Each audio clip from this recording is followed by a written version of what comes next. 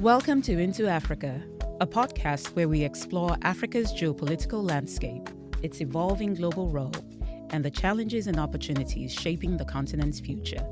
I'm your host, Oge Onubogu, Senior Fellow and Director of the Africa Program at the Center for Strategic and International Studies.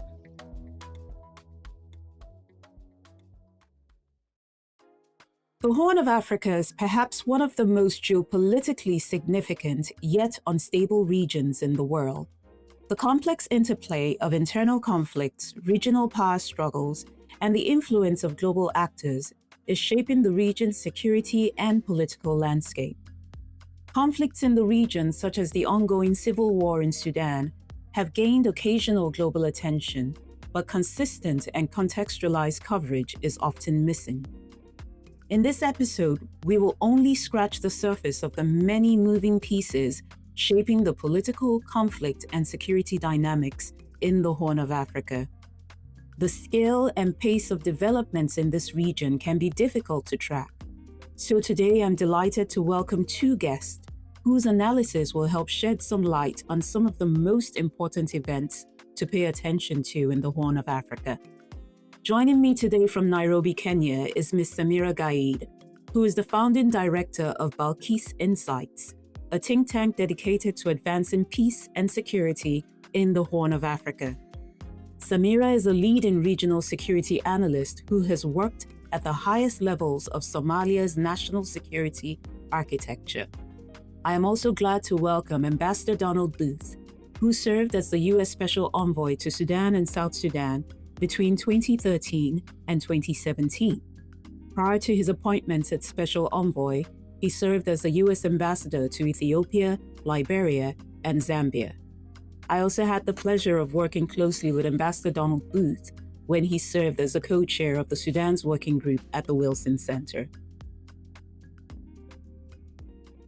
It's a pleasure to welcome the both of you to this episode. Samira, let me turn to you as we look at the complex environment in the Horn of Africa, regional and external players reshaping the balance of power in the region. Where do you see some of these activities turning into opportunities or real risk? And how are countries in the Horn of Africa adapting to all these changing dynamics that we see in the region? Thank you so much for having me, first of all. I'd like to just start by saying, first of all, the countries in the Greater Horn are not passive actors in the face of this shifting geopolitics. They are actively, I believe, calibrating their strategies in response to intensified external interest, economic pressures on their own economies, and then also to some little extent climate stress. And so what we're witnessing is a region reacting to that change, but also being reshaped by this convergence of elite survival strategies in some of these countries and external power competition. For instance, in Ethiopia, we do know about the GERD, the Grand Ethiopian Renaissance Dam, and its push for diversified maritime access. Over the past year, at least, we knew that Ethiopia was seeking sea access by hook, crook, or nook. That was supposedly aimed at economic sovereignty and also strategic depth. So we do see that whatever's happening domestically is affecting the region and also affecting the wider international community. Ethiopia's internal political strains, especially around federalism and identity, are also now sort of inseparable from its regional posture as it heads as well towards election quite soon. Somalia is quite different. It's a stark example of how this is happening. The federal government internally is insisting on centralization backed by some international partners in the name of state building and strengthening the state building project. But regional administrations and Somaliland, that we'll talk about maybe, are left with little choice to also pursue external guarantees for security and economic survival. So I see these actions not as just rogue actions, but rational responses to political center that is promising authority but doesn't deliver on anything else. In that sense, Somalia's fragmentation is structurally produced. Sudan, South Sudan, they expose the limits of this regional current political orders. Sudan, quite sadly, the war is simply a failure of mediation, an outcome of decades of international accommodation of militarized elites. External actors are now concerned that there's no ceasefire or lack of a ceasefire, but many have contributed to what we see today with the security architectures that exist with the RSF and others. In South Sudan, the milestone of elections keeps being pushed forward and back.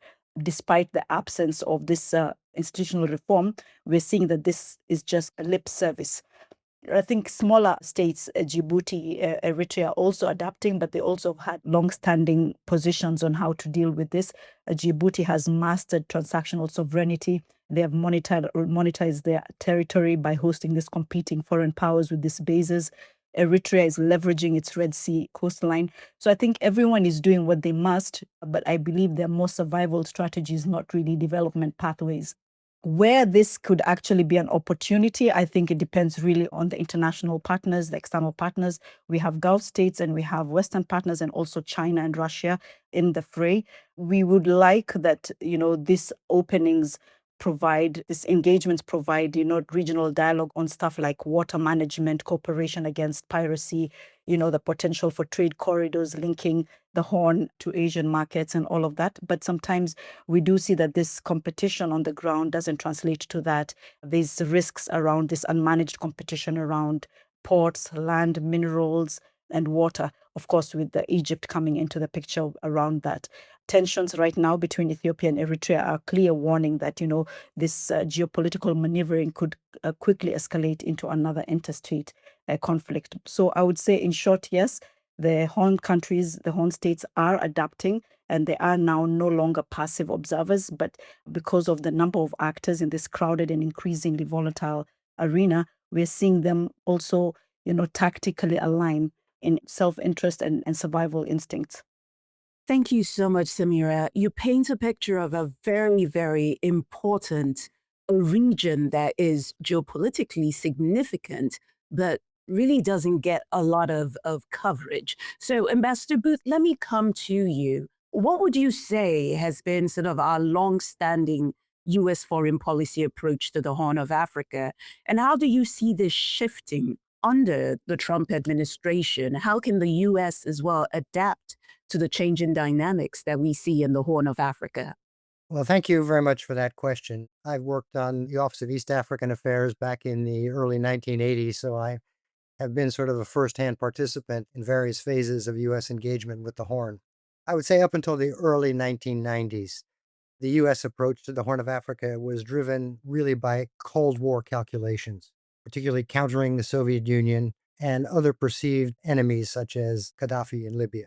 So, for example, after decades of supporting Imperial Ethiopia, the United States quickly shifted to backing Somalia against the communist Derg government that had taken over in Ethiopia. In Sudan, the U.S. backed the government of Sudan against the avowedly communist Sudan People's Liberation Movement, or SPLM, which was led by the Southerner John Garang.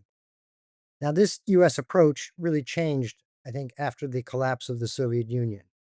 I think the U.S. welcomed then a cadre of, quote, new democratic leaders, unquote. Meles in Ethiopia, Museveni in Uganda, Kagame in Rwanda. And the U.S. supported them with the overriding objective of stability in the region. Then you had John Garang, who, after the collapse of the Soviet Union, made a tactical disavowal of the SPLM's communist roots. He reframed the Southern Rebellion as African versus Arab, Christian versus Muslim, and as a result, gained support on both sides of the aisle in the US Congress. It didn't help also that at the same time, the Sudanese government, which had been taken over by the Muslim Brothers and General Bashir, had allied themselves with terrorist groups, inviting them to come into Sudan and establish camps. So this led to ultimately to U.S. support for Garang's rebellion and the independence of South Sudan. But I think today we have to look and say that basically U.S. and other efforts to secure stability in the Horn clearly have not succeeded. The Horn is now awash in internal conflicts, as Samira was recounting, internal conflicts in Sudan, South Sudan, Ethiopia, Somalia.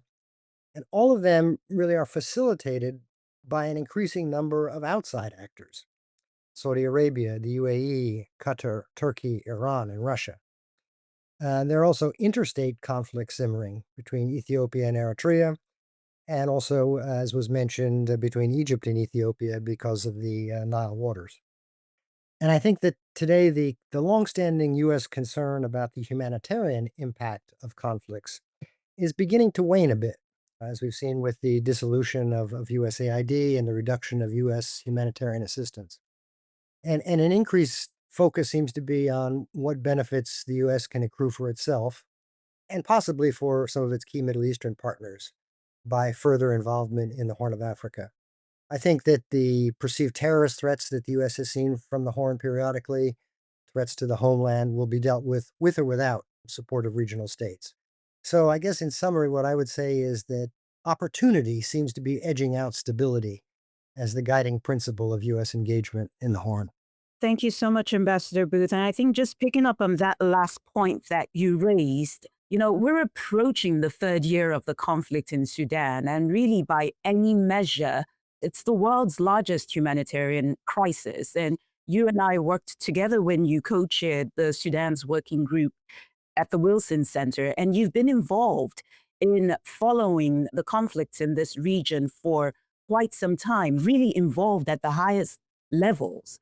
And after so many mediation efforts with this current conflict in Sudan, why does it seem that it is becoming so difficult to get to a place where we can get the warring parties to reach a ceasefire? What is making this crisis in Sudan more resistant to resolution than previous conflicts that we've seen in the country? Well, let me start by saying that the current fighting, it's primarily between actually two security elements of the Sudanese state, both established by law under the Bashir era, and that is the Sudan Armed Forces and the Rapid Support Forces, or RSF. And while the conflict between the two of them sometimes has been characterized as two generals struggling for power, what's going on today is really a continuation of the civil war that has raged with only minor breaks since Sudan's independence in 1956. And I think if we look at history, we have to recognize that civil wars are notoriously difficult to bring to an end, short of a military victory. And I think here of the US Civil War, the Nigerian Civil War in Biafra. And they're difficult to end because they reflect really fundamental differences among a nation's people. Sudanese have very different visions of how Sudan should be governed and who should get what share of the nation's resources. Just one example of a fundamental difference that Sudanese have not been able to reconcile is you have, on the one hand, you have Islamists who believe that the guiding principles of the state should be Islamic law.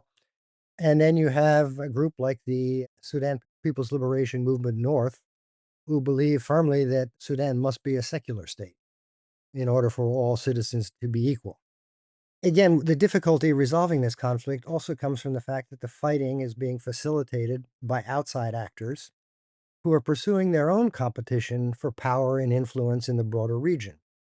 And as a result of this outside facilitation, the fighting has become much more widespread and much more deadly than in the past iterations of Sudan's civil war. I mean, you now have drones and long range weapons that are bringing the conflict to all parts of the country. And as a result, as you mentioned, it's now the world's largest humanitarian disaster, with close to half the population displaced and man made famine in many parts of the country. So, what's been done to try to bring this fighting to an end? Well, first of all, mediation efforts focused on the armed actors in Sudan have failed to secure a ceasefire and humanitarian access because the armed actors continue to receive external backing and thus can believe that military victory is possible. And when you have such fundamental differences of the view of the state, the idea of fighting to victory, you can understand makes sense if you feel you have the ability, the resources to do that. The current US mediation approach via the Quad, the United States, Egypt, Saudi Arabia, and the UAE, I believe has a chance of succeeding if Quad interests can be reconciled and if the Quad can then secure support of Sudan's neighbors in cutting off support for further fighting. You really need to have both of those. And then once you can sort of foreclose the options for fighting, that's where you need to really bring broad spectrum of the Sudanese people together to have a real serious discussion. It's been called national dialogue, many other things, about how Sudan, what type of government can actually enable Sudan Sudanese to live together in peace. Thank you so much, Ambassador Booth. I will come back to the question on Sudan here, but I want to shift slightly from Sudan to Somalia, where there's a defining moment here, Samira, according to a recent piece that you just wrote for the New Humanitarian. You know, the security situation in Somalia appears to be stuck in a vicious cycle despite years of security investments. And in your article, you advocate for a new way for donors to think about their investments in Somalia. I'm wondering if you could elaborate on this a little more about this, your proposed shift in donor strategy and engagement in Somalia. I believe the shift, just let me say it up front, is partly on the part of the Somalis as well, and then also the international community. But yes, like you've just mentioned, Somalia is at a defining moment, but not because anything is fundamentally new or different, but because we have now reached the limits of, the current donor approach, and they're becoming impossible to ignore. After 2 decades of security assistance and this state building project, Somalia still remains locked in this cycle. We call it a roundabout, where you have tactical gains and then strategic setbacks, then tactical gains and strategic setbacks. The AU mission, I think, at the moment is the biggest change, where they were supposed to be gradually handing over security responsibilities to Somali forces. We see now that they're also facing significant challenges with their financing. The transition is stalling. Somali security forces on the other side are also not capacitated to the point where they can actually begin to take on responsibilities. So for me, this is not, a sudden crisis. It has been predictable. It's because the IC has been funding this ad hoc model. It's a short-term funding model, and the mission is expected to deliver long-term stability, the AU mission, or even the state building project. So the core problem for me is that we have overinvested, both Somalis and the international partners, in military capacity instead of investing in political legitimacy and political reconciliation. The IC has strengthened the center without resolving this underlying political fractures that led to state collapse in 1991. And the result has been this concentration of power and deepened mistrust in the periphery, specifically with, federal member states like Puntland and Jubaland. And so what this does is we reinforce the center, the periphery decides to divide the center and not work with it. What we need to do is focus on the political challenges, because this is not a security challenge or a technical problem. It's more political. We can train forces, we can supply equipment, we can fund operations, but without political consensus to work together, the gains will always remain reversible. So for me, the shift should be conceptual. First, the donors need to move from unconditional security assistance to politically conditioned support.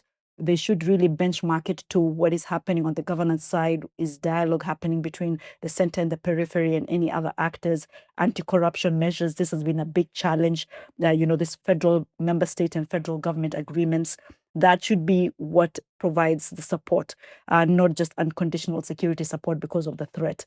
Second, they must stop equating the federal army with security. I think that's part of the challenge. Somalia's security architecture is wider than the federal army. There's federal member states, there's clan police, there's local militias, some with social legitimacy. And we really should see, especially with this funding challenge, how we can accommodate the entire security architecture. And this should be taken on by both the Somalis and the international partners. International partners, of course, have got some problems with funding militias and all of that. So we need to work around how this would actually work. And then also the most difficult aspect for me is that humanitarian assistance is now separate from security. There's millions of Somalis in need of life-saving aid, chronic underfunding for food. We've had the challenges of that aid being cut, humanitarian assistance being cut. And so all of this needs to be accommodated in the talk when you're talking about security, the mismatch between how much is being spent on security versus all these other arenas. So I would say, we do have great donor engagement, though that is diminishing, but we really need coherence from the international partners. They really need to start recognizing that what they've been doing for the past 20 years is not working. That has been short-term military wins. And if we're to really deal with the long-term stability that we're looking for, we need political settlement and provision of at least basic services for this cycle to end. Okay, can I jump in here? I fully agree with what Samira's been saying, but I think the fundamental problem is the focus for the last 20 plus years has been on trying to build a centralized Somali state with a strong center. And Though I've never served in Somalia, I was in neighboring Ethiopia and followed closely developments across the border. And it always struck me that Somalia is a country that is made up of clans and subclans.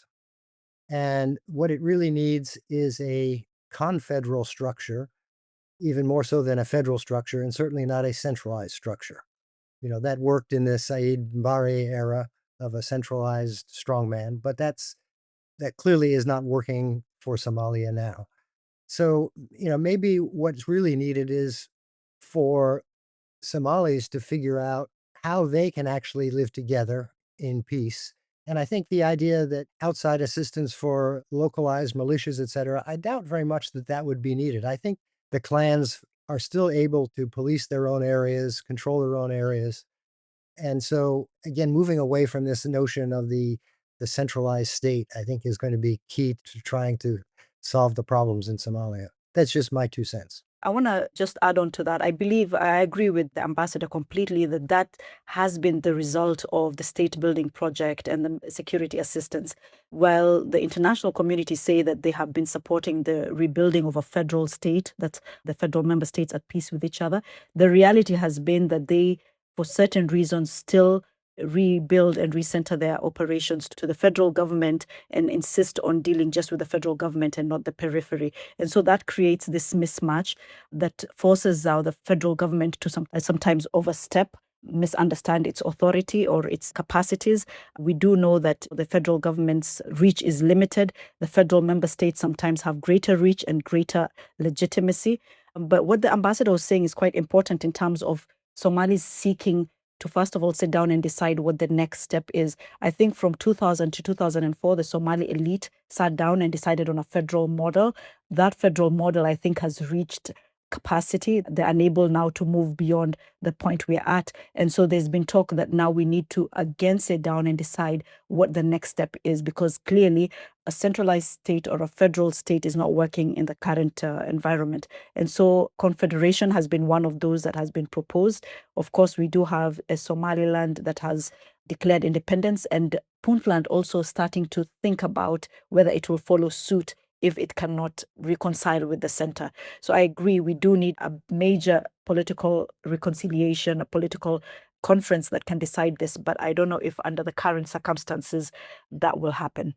So I see a whole new future episode on just Somalia loading, because we are only just scratching the surface on these issues here. And I see that there is room for more in-depth conversation on this, but still keeping on Somalia. Samira, you pointed out, the relationship between the center and the periphery.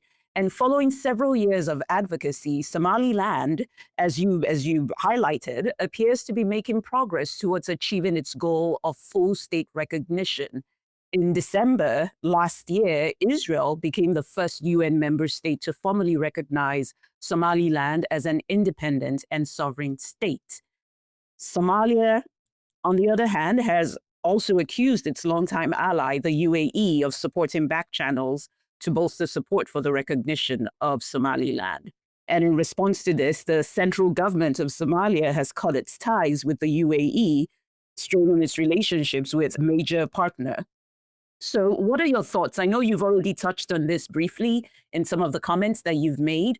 Can you share some additional thoughts on this push for recognition of Somaliland and the response from the central government of Somalia to this? I think the push for Somaliland's recognition at this point is more, especially with this recent recognition by Israel, is more about the hard realities of power in the Horn of Africa. Hargeisa has long argued that it has, relative stability compared to the South. It has demonstrated its democratic track record since 1991, had several elections. So it's trying to justify its de facto statehood and has for the first time acquired recognition from a UN member state. And this has formally validated what Somaliland has been saying for decades, that it's a functional political entity. I think for Hargeisa, this elevates its relationships with external powers. It gets support from this specific power to get to tables that it didn't initially have. And so that is quite important. But we also have to recognize that this coming at a time where the Red Sea and the Gulf of Aden is quite important for Red Sea security and commercial logistics. And then just to touch on the Mogadishu's reaction, This, to me, is a structural tension that is rarely acknowledged. The government in Mogadishu has lacked the capacity and leverage to manage external interference effectively. This has been happening for the past, I would say, 2 decades or more. We've also had the lack of capacity in dealing with the Somaliland question and engaging effectively when it comes to dialogue for them. So I think Mogadishu does bear some responsibility in not taking this on earlier. And then you did mention the UAE. Somalia decided to sever ties with the UAE as a statement of principle, but to me, it was more a reflection of real vulnerability, because this is pulling Somalia deeper into the proxy conflict, and it's also being instrumentalized in some ways. So for us, I think Somalia can claim sovereignty, but we are challenged when it comes to controlling the instruments of influence that are being arrayed against it in this case. But I just wanted to add that, just this recognition, just this one recognition does not equal legitimacy. There's been spirited support from the African Union and from the Gulf states. Specifically, there's Saudi Arabia that opposed this unilateral secession and international recognition, specifically from Israel. So I think Somalia does have international backing, but what it lacks is that internal coherence and capacity to actually respond to this in a more long-term way. Thanks, Samira. And I think keeping on that point, Ambassador Booth, let me turn to you on that question too. With Israel's recognition of Somaliland, there is increased speculation that the Trump administration might also formally recognize Somaliland.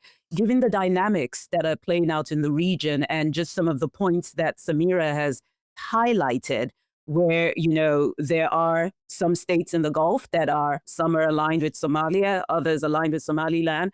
How do you see some of these decisions affecting the U.S. relationships with its allies, specifically the Gulf states, UAE and Saudi Arabia? How do you think these will also affect the partnerships that the U.S. has with these countries, including with countries that are part of the Quad that are looking to resolve the crisis in Sudan? Well, I do know that there are people in the administration who have long been in favor of recognition of Somaliland, viewing it as historically a separate entity. After all, it was British Somaliland, not part of Italian Somalia. It voluntarily joined with the rest of Somalia at independence. And the idea that it has held elections, it has been relatively an open, democratic part of Somalia, if you will. And so there are those who argue that it should be recognized. I would say, though, that Israel's unilateral recognition has been pretty universally condemned. And from an African perspective, I think it really encourages unilateral changes to the colonial borders that Africa inherited. And if those borders are open to change, I think it could cause conflict in many parts of the continent. That's why the African Union and its predecessor, the OAU, held a very firm position of no changes to borders. Now, there were two exceptions to that. You had, first of all, the separation of Eritrea from Ethiopia, which was mutually agreed upon and accepted by the OAU at the time. And then you had the independence of South Sudan, which was also accepted. But neither of those examples are particularly encouraging in that they have not led to peace and stability. Now, recognition of Somaliland independence, I think, would further aggravate the already intense regional competition between Egypt, Saudi Arabia, the UAE, Turkey, Qatar, and some others for influence and strategic bases in the Horn of Africa. Thus, the question of Somaliland would further complicate productive U.S. engagement with its own Sudan Quad partners, because this is yet one more area where they would have areas of disagreement.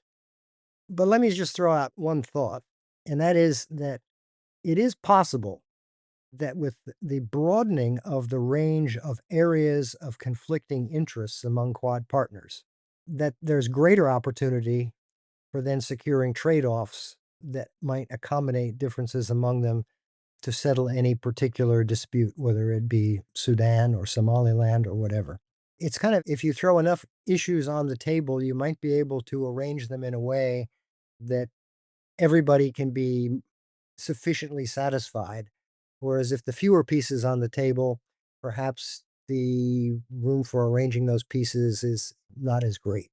It's a difficult concept, but all of the conflicts in the Horn of Africa, in one way or another, have some connection to each other because of the external actors and influencers in the region. And none of these conflicts really can be dealt with solely in a stovepipe manner. Yeah, really complex situation here. While we've touched briefly on Somalia and Sudan, there is a crisis brewing in South Sudan as the country heads towards contentious elections in December. Somalia and Ethiopia are also expected to have elections this year. There are also tensions rising between Ethiopia and Eritrea. And I know both Ambassador Booth and Samira, both of you have referenced this.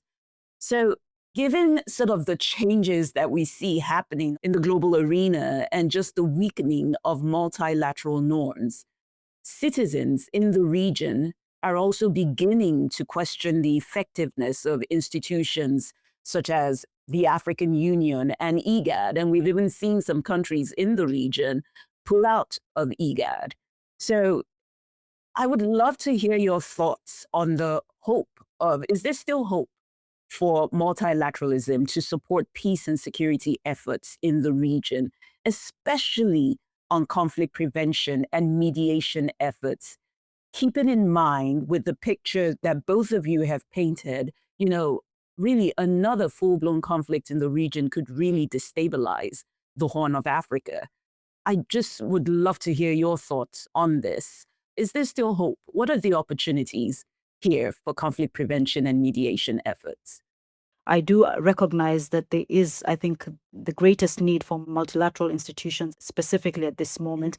But at the same time, we do see what the AU and IGAD, how it manages issues in the Horn of Africa, in the Greater Horn. We saw their quick recognition of elections in Tanzania, in Uganda, despite what some bodies within them, within the AU, were saying about those specific elections. So the legitimacy of the organizations themselves are in question. We do see that they are not serving the people, more serving the regimes and the states that are in place. And so for me, I'm conflicted that I do recognize that if we do not have collective action, if we continue in this way, the conflicts are going to multiply and we're going to be in this never-ending state of war. But at the same time, we have to recognize that there's serious reform that's required of these organizations. Well, let me jump in.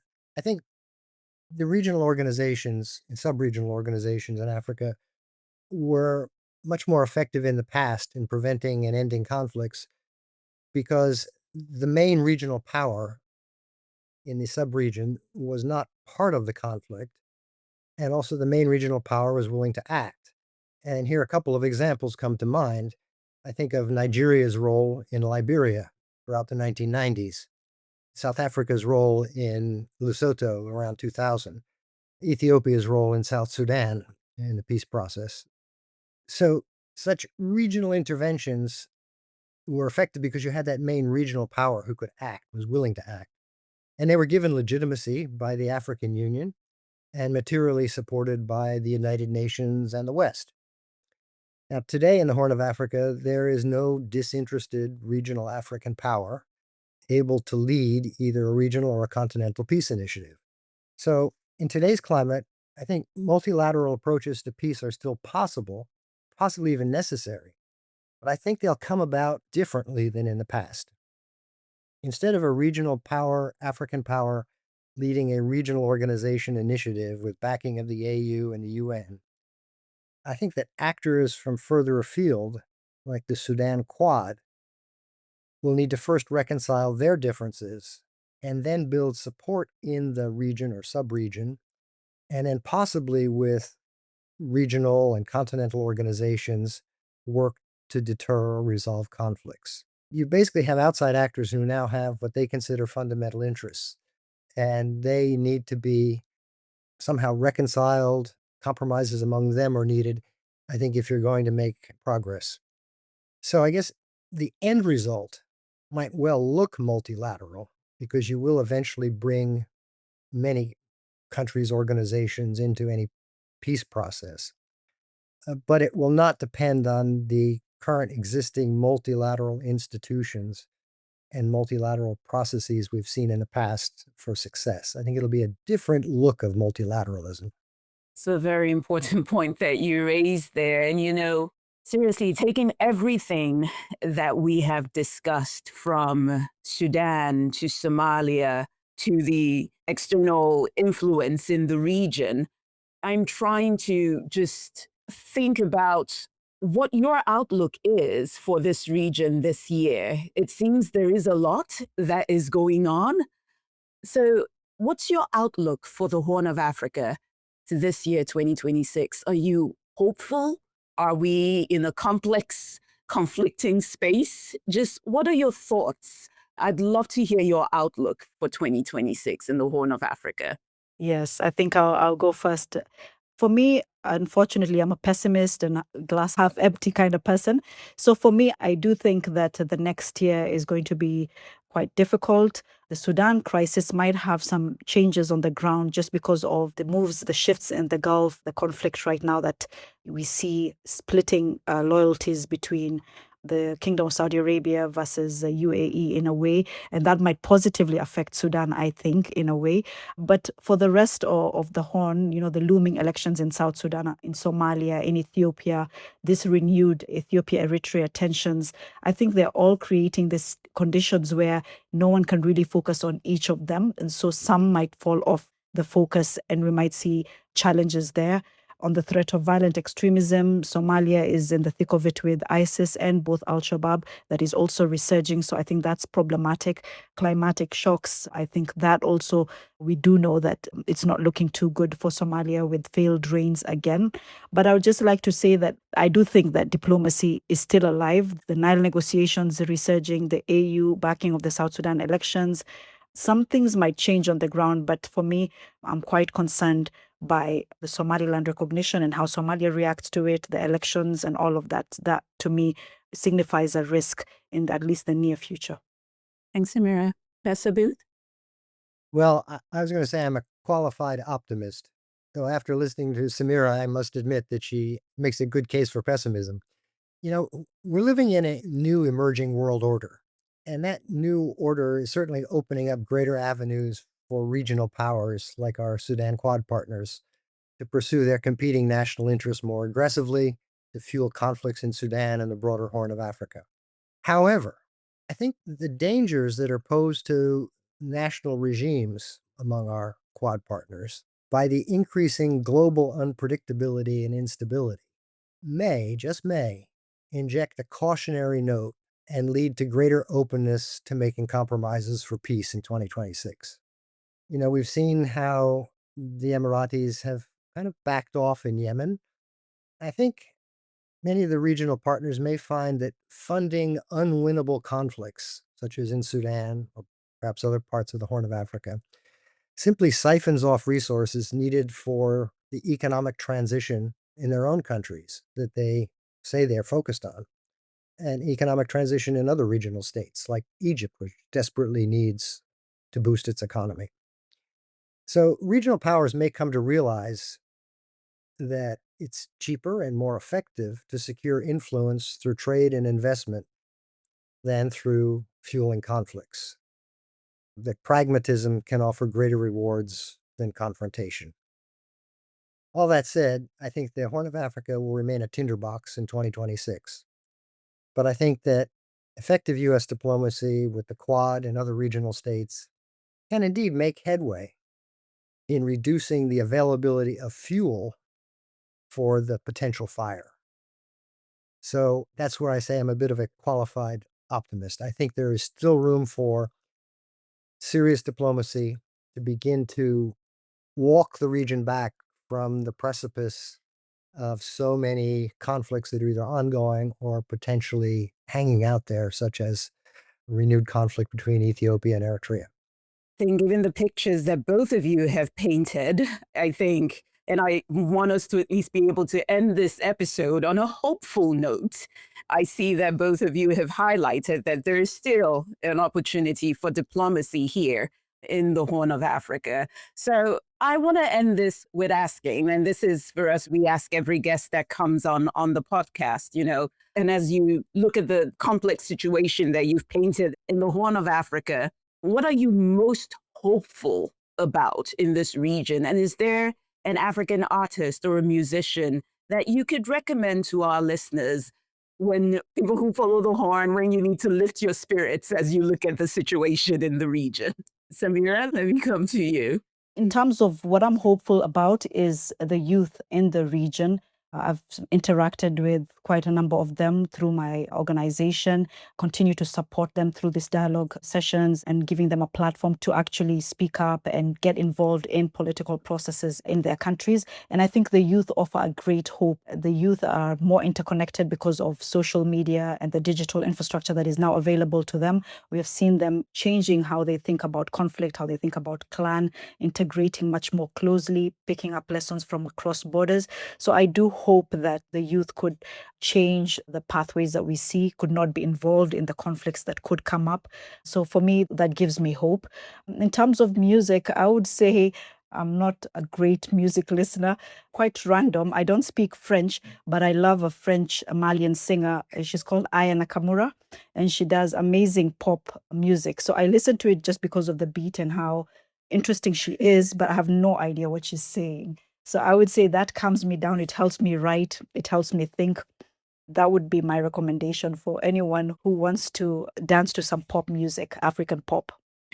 Thanks, Samira. Master Booth? Well, Samira, I fully agree with you. I find what glimmers of hope there are, frankly, in the desires of the people of the Horn of Africa, but especially the women and youth that you referred to, for peace. And as they say in Sudan, peace, freedom, and justice. I think there's only so long that the will of an overwhelming majority of people can be ignored and suppressed. So that is, I guess, the long-term hope.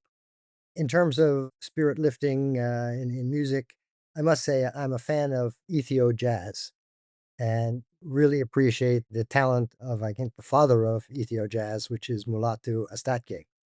I also enjoy another young Ethiopian pianist that I met when I was in Ethiopia, Girma Yefrashua, who plays beautiful classic as well as traditional pieces on the piano.